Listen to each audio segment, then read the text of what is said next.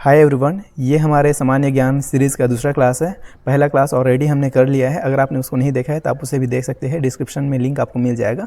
और आगे आने वाले क्लासेस को देखने के लिए आप चैनल को सब्सक्राइब करके जुड़ सकते हैं, क्योंकि हम सामान्य ज्ञान की लगभग 8-10 क्लास देखेंगे, जिसे आप देख लेंगे तो आप इजीली सामान्य ज्ञान के क्वेश्चन को सॉल्व कर पाएंगे।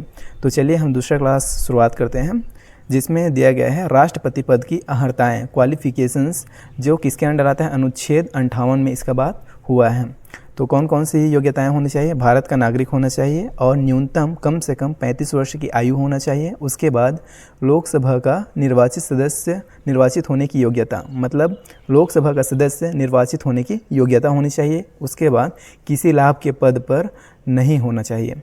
आ जाता है कि राष्ट्रपति की अहर्ताएँ, योग्यताएं कौन कौन से होना चाहिए। ऑप्शन दे देगा, कूट वाले सवाल बन जाएंगे या विकल्प चुनने वाले। तो आपको इन चारों योग्यताओं को याद रखना है, जो एकदम मस्ट है, नेसेसरी है। इसके बिना राष्ट्रपति नहीं बन सकते। उसके बाद अगला है, भारत में राष्ट्रपति का निर्वाचन किस प्रकार से होता है?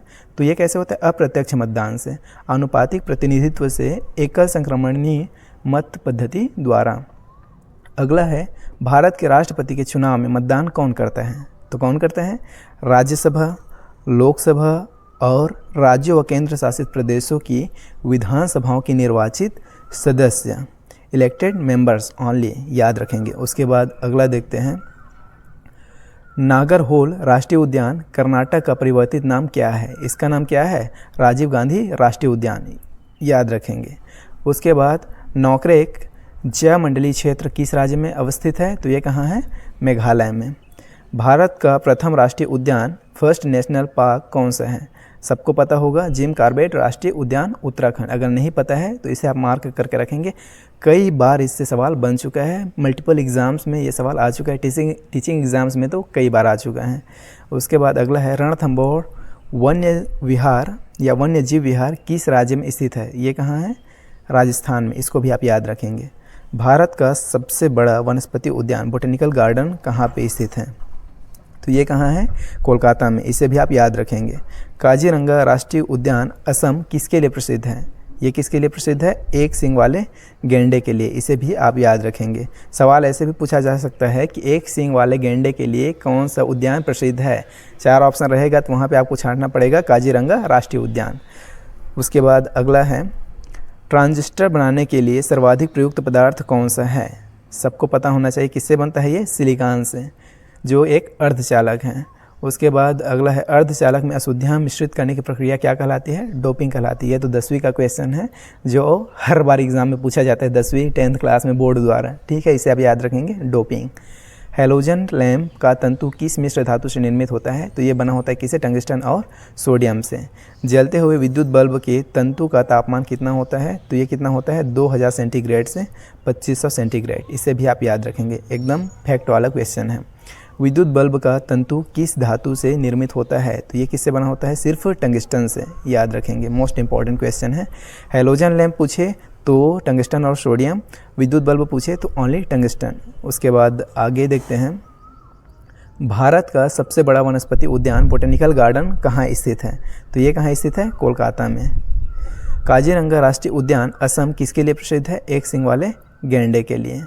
उसके बाद आगे देखते हैं, स्टोरेज बैटरी को चार्ज करने हेतु किस धारा की आवश्यकता होती है? तो इसके लिए किसकी आवश्यकता होती है? दृष्ट धारा, डायरेक्ट करंट, डीसी करंट, याद रखेंगे। डायनेमो बिजली उत्पादन हेतु प्रयोग में लाया जाता है। यह ऊर्जा किस प्रकार से संबंधित है? यह यांत्रिक ऊर्जा को विद्युत ऊर्जा में परिवर्तित करता है। किसके बारे में बात कर रहा है? डायनेमो के बारे में। सवाल ऐसे भी आता है कि यांत्रिक ऊर्जा को विद्युत ऊर्जा में कौन परिवर्तित करता है? तो आपको याद रखना है, वहाँ पे छांटना पड़ेगा आपको डायनेमो। और अगर डायनेमो के बारे में पूछा जाता है तो ये बताना है कि यह यांत्रिक ऊर्जा को विद्युत ऊर्जा में परिवर्तित करता है। तो इससे दोनों टाइप के सवाल बनते हैं, और दोनों टाइप के सवाल कई बार एग्जाम्स में आ चुके हैं। जैसा कि मैंने आपको पहले ही बोला है कि हम इस वीडियो में, इन वीडियोस में सिर्फ और सिर्फ मोस्ट इंपॉर्टेंट क्वेश्चंस को ही शामिल करेंगे, ताकि आपकी तैयारी में ये यूज़फुल हो सके और आपको सफलता दिला सके और आपके एग्ज़ाम में सवाल बन सके। ट्रांसफार्मर किसके लिए प्रयुक्त होते हैं?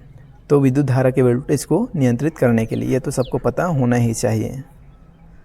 उसके बाद नेक्स्ट है, राष्ट्रपति की मृत्यु पद त्याग अथवा हटाए जाने पर पद की रिक्ति वैकेंसी ऑफ पोस्ट को 6 माह की सीमा के भीतर भरना होगा। मतलब 6 माह के अंदर ही उसको फुलफिल करना है। राष्ट्रपति का पद 6 महीने से ज़्यादा तक खाली नहीं रह सकता, याद रखेंगे। भारत के राष्ट्रपति को उसके कार्यकाल की समाप्ति से पूर्व किस प्रकार पद से हटाया जा सकता है? तो ये हटाया जा सकता है महाभियोग इम्पीचमेंट द्वारा। एकदम फैक्ट वाला क्वेश्चन है और कई बार एग्जाम्स में आ चुका है, इसे भी आप याद रखेंगे। उसके बाद अगला है, भारत के 2 सर्वाधिक बॉक्साइट उत्पादक क्रमशः कौन से राज्य हैं? तो ये कौन से हैं? ओडिशा और गुजरात। भारत में टीन का अग्रणी उत्पादक राज्य कौन सा है? ये पहले भी सवाल आ चुका है, छत्तीसगढ़ में ही प्री डेट के एग्ज़ाम में ये सवाल पूछा गया था। तो कौन है? छत्तीसगढ़, अपना ही छत्तीसगढ़ है, याद रखेंगे, ठीक है। भारत में टीन का अग्रणी उत्पादक राज्य छत्तीसगढ़ है, पहले भी सवाल पूछा जा चुका है और कई बार। पिछले बार तो डीएलएड में ही पूछ दिया था, तो आगे भी पूछा जा सकता है, रिपीट हो सकता है, तो याद रखेंगे। उसके बाद आगे है, प्रत्यावर्ती धारा को दिष्ट धारा में परिवर्तित करने वाले यंत्र को क्या कहते हैं? तो उसे बोलते हैं रेक्टिफायर।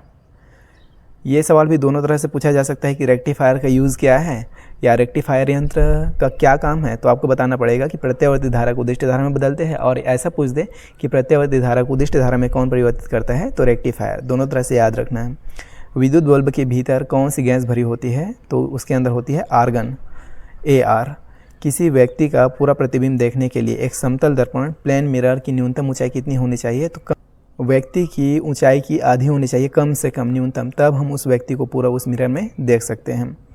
वाहनों में पृष्ठ दृष्टि मतलब पीछे का व्यू देखने के लिए, रियर व्यू देखने के लिए, दृश्यावलोकन के लिए उत्तल दर्पण का प्रयोग किया जाता है, याद रखेंगे। वाहनों का मिरर कौन सा मिरर होता है? उत्तल मिरर, उत्तल दर्पण।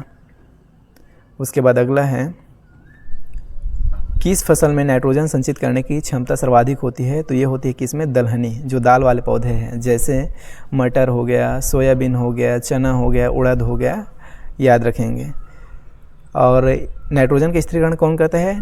जैसे इन दलहनी पौधों की जड़ों में ना गांठें पाई जाती है, उसमें कौन होता है? राइजोबियम नामक एक बैक्टीरिया होता है जो इन नाइट्रोजन को स्थिरीकरण करने का काम करता है, इसे भी आप याद रखेंगे, राइजोबियम। उसके बाद अगला है, हरित क्रांति ग्रीन रिवॉल्यूशन से क्या अभिप्राय है? इसका मतलब क्या है? उच्च उत्पादकता वाले बीजों का प्रयोग कर उत्पादन बढ़ाना, ये इसका मतलब है हरित क्रांति का। हरित क्रांति का सर्वाधिक लाभ किस फसल के उत्पादन एवं उत्पादकता दोनों में हुआ है? तो यह किस में हुआ है? गेहूं में, इसे भी आप याद रखेंगे। उसके बाद अगला है, दृष्टिपटल रेटिना पर किस प्रकार का चित्र बनता है?